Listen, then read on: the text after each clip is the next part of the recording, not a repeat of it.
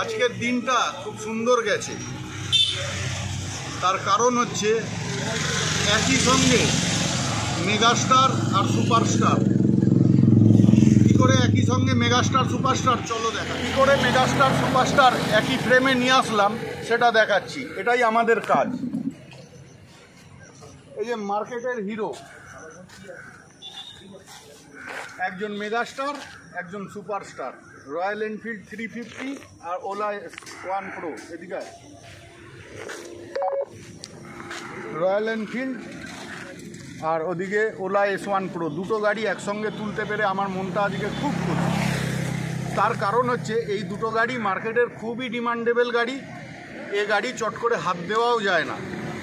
আমি আমার জীবনে এই প্রথমবার একসঙ্গে একজন মেগাস্টার আর একজন সুপারস্টারকে একসঙ্গে পার্কিংয়ে নিয়ে যাব। দেখে নাও, এদিকে আসো। গাড়ির কিলোমিটার 2500 কিলোমিটার চলেছে, মাত্র 2500 চলা গাড়ি। দেখতে পাচ্ছ 2530 কিলোমিটার। আর মডেলটা হচ্ছে এরকম, তার লুকস হচ্ছে এরকম, পুরো ল্যামিনেট করা, খুব সুন্দর গাড়ি। গাড়িটা চালায়নি মালিক, একটা মাত্র কিস্তি ফেল ছিল। আর এই গাড়িটাও same case, 4028 kilometre Ola S1 Pro, মাত্র 4000 কিলোমিটার চলা গাড়ি। এই যে গাড়ি 3 মাসের গাড়ি, নাম্বার প্লেট সবে হয়েছে, 3 মাসের গাড়ি মাত্র। একটা কিস্তি ফেল, গাড়িগুলো মালিক স্যারেন্ডার করে দিতে বাধ্য হচ্ছে তাদের কিছু পার্সোনাল প্রবলেমের জন্য। আপনারা যারা গাড়ি মান্থলি EMI-তে নিচ্ছেন, নিয়ে ভাবছেন যে চালাতে পারছি না, গাড়িটা বন্ধুকে দিয়ে দেই, প্রতিবেশীকে দিয়ে দেই, বা কাউকে অল্প পয়সায় বিক্রি করে দিই, সে হয়তো আমার কিস্তিটা টেনে দেবে, এ চক্করে একদম পড়বেন না। এ চক্করে পড়লে আপনি শেষ হয়ে যাবেন। যদি পারেন নিজে কিস্তি বহন করতে, তাহলেই গাড়ি রাখুন। যারা যারা মনে করেন আমি হয়তো গাড়ি বিক্রি করার লোক, দাদা আমি গাড়ি বিক্রি করার লোক নই, আমার গাড়ি বিক্রি করে 1 টাকাও ঘরে আসে না, আমি গাড়ি বিক্রি করিও না। হ্যাঁ, এটা বলতে পারি, যদি আপনারা গাড়ি নেবেন বলে ঠিক করেন, সে রাস্তাটুকু বলে দিতে পারি, এর বেশি কিছু নয়। আমি 1 টাকাও কমিশনে আমি কাজ করি না গাড়ি বিক্রির। আমি গাড়ি বিক্রির লোক নই, আমি গাড়ির দালাল নই যে গাড়ি বিক্রি করব। 1 টাকাও আমার গাড়ি থেকে কমিশনের ব্যাপার নেই। আমরা গাড়ি তোলার লোক, আমরা গাড়ি তুলি, পার্কিং করি।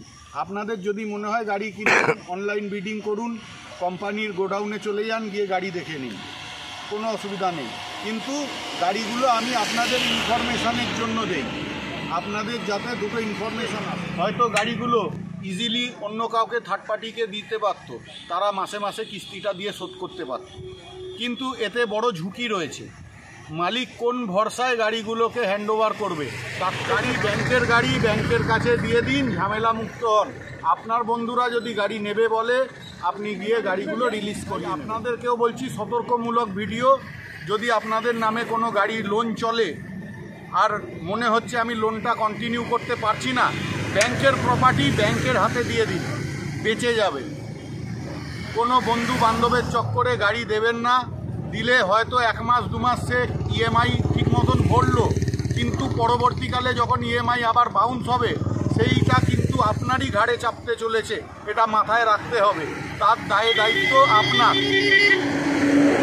আপনার বন্ধু গাড়িটা হয়তো নিয়েছে, মাসে মাসে পয়সা আপনাকে ঠিক মতন দিয়ে দিচ্ছে, পরবর্তীকালে যখন কোনো অ্যাক্সিডেন্টজনিত ঘটনা ঘটবে বা গাড়ির কিস্তি যখন আটকে যাবে, তখন কিন্তু চাপ আপনার কাছে ব্যাংক আবার করবে, হয় গাড়ির না হলে টাকা, দুটোর মধ্যে একটা কিছু আপনাকে যেভাবে হোক দিতে হবে। তার থেকে ভালো, যদি না গাড়ি আপনারা চালাতে পারেন, ব্যাংকের প্রপার্টি ব্যাংকের কাছে ফেরত দিয়ে দিন, দিয়ে দেনামুক্ত হন। চলুন, ভালো থাকবেন, আপনাদের দিন শুভ হোক।